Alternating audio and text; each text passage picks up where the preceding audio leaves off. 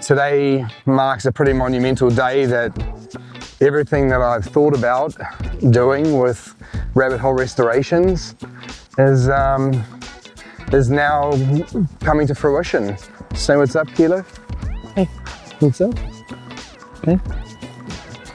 He's a good boy. That's Kilo. And yes, I did let a dog lick me, and that's okay.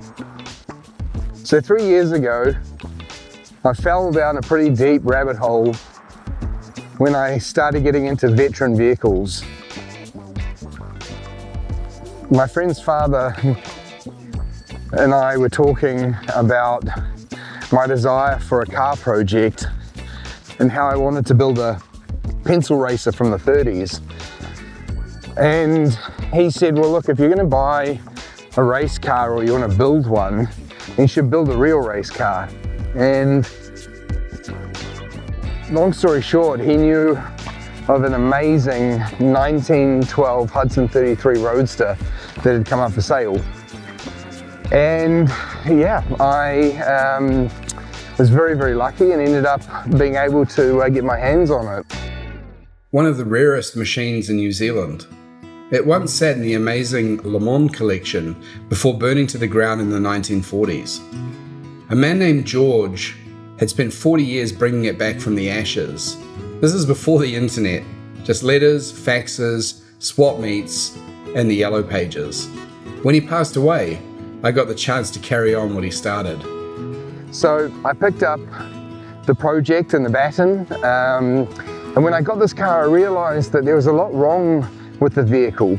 He had done an amazing job, but my eyes sort of caught some of the detail as I started to restore it. That's what really lit the fuse. I quit a really stressful job. I had a super stressful job that wasn't bringing me enjoyment anymore. And I decided, stuff it, it's time to move on. So in leaving the job, I took a couple of months to kind of catch my breath and ended up doing the restoration of the Hudson in my garage. Working on the Hudson gave me something I didn't know I was missing. The craftsmanship, the smell of wood, metal. It reminded me of why I love this stuff. First off, I said, well, I'd watch this. It was pretty fascinating, and then I realized, well, I probably do watch it half the time while sitting on the toilet, scrolling at all the reels like everybody does. And so it just led me down this track of, really enjoying it, but also, in the back of my mind thinking, well, wouldn't it be awesome to share this with everybody? That's how Rabbit Hole Restorations was born. To share the stories behind these cars and the people who kept them alive. As I started to rebuild the Hudson, I spent a lot of time digging into the detail, and I found out that the engine that was in the vehicle when I bought it out of the deceased estate, it was the right year engine but wrong model engine, and for me that didn't sit right. I mean, as a purist that wanted to do them even more justice, I started knocking on the door of basically everyone in the Hudson community globally. And well, it turns out that Hudson parts are actually pretty rare. Along my journey, I came across Dan, who has turned out to just be the most amazing guy. His knowledge and his keen eye for detail. I started politely pestering Dan. Dan, if you're watching, I appreciate your patience. Well, I found out that he had the specific engine that I was after, and that is a 1912 mile-a-minute 33 Roadster engine, KK series stamped. For me, I felt it was the real the heartbeat of my project. And one day Dan must have got sick of me badgering him, I guess. No, I think he got to know me and saw me for who I was, and ended up offering me the opportunity to buy his collection. And I didn't really know much about what that collection was at first, other than that he had this pretty special engine. And it turns out Dan had spent 43 years targeting 1911 and 1912 Hudson 33 parts, which, to be honest, that's what that guy doesn't know about Hudsons, you don't want to know. Dan's story blew me away. a lifetime chasing pieces of a Hudson he grew up with that had been parted out across North America. It ended up resulting in the most unbelievable collection of the rarest parts you could imagine. They made less than 200 of these vehicles in 1912, and I'm pretty lucky to have found an original series and specification correct 33 Roadster engine as part of this collection that Dan has. And so I've set a pretty crazy task of getting it up and running in 6 months. And along with the engine, which I'm going to put into my car, which is going to be amazing in itself. So I'm going to pull basically everything apart on this car once and for all. The clutch has just absolutely killed me. And I've put up with it for long enough. And so one of the biggest things is to put Dan's KK series stamped engine into the correct chassis with the correct firewall and all of the correct gauges, lights, get my acetylene lamps working. That's going to be a trip. And yeah, basically building Dan's Hudson and restoring my Hudson both to original spec Hudson 1911 and 1912 specifications. 2 Hudsons, 2 stories, 1 mission. To rebuild them exactly as they were in 1911 and 1912.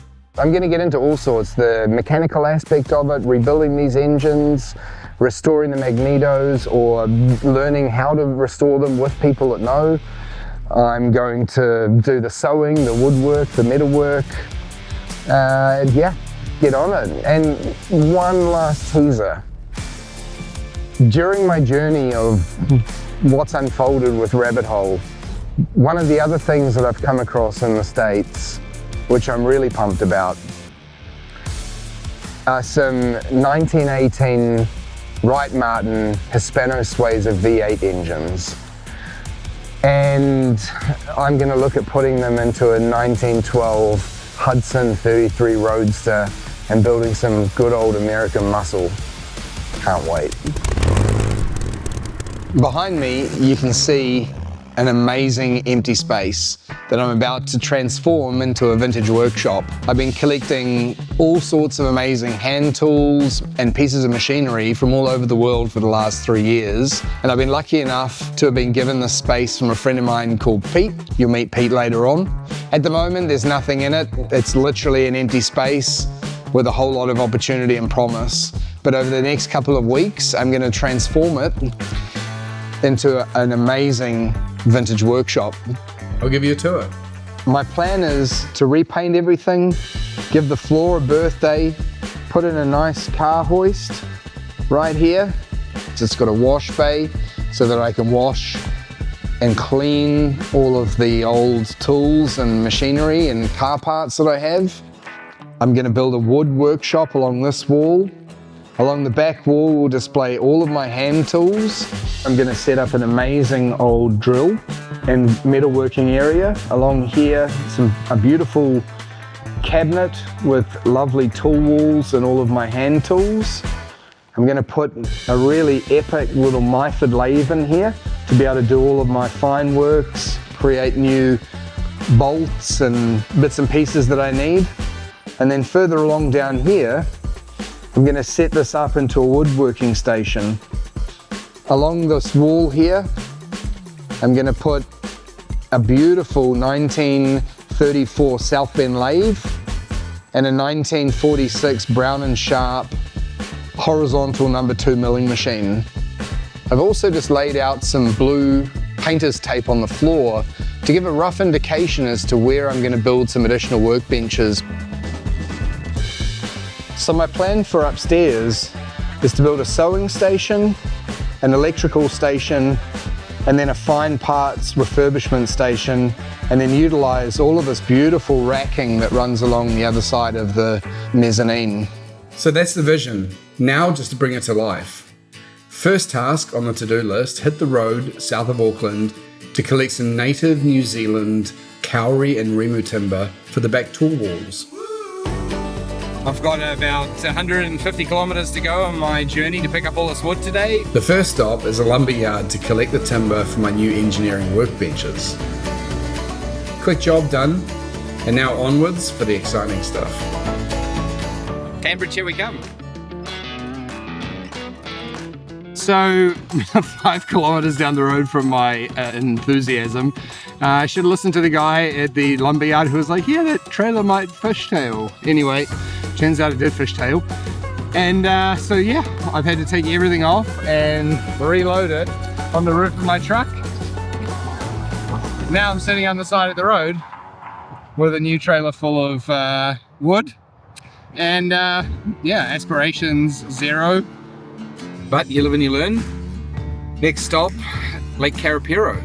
What I'm about to collect are the feature native New Zealand timbers that will breathe life into the shed. I turned up to what I thought were Rimu boards, but they're actually kauri ceiling boards out of a villa that's 120 years old. And I'm just absolutely blown away with how epic the grain is on them. It's going to make the back of the workshop look amazing.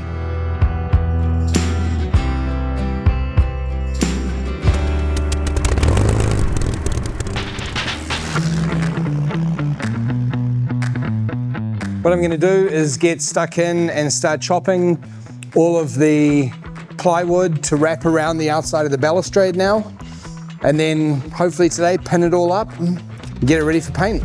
I promised that the car content is coming, but I wanted to document creating this custom workspace and take you down the rabbit hole from burrow entrance to full warrant of the projects. Think of the first few episodes as you getting to know me and me getting familiar with filming everything I do. This is all very foreign and new to me, but I'm so pumped to be sharing it all with you.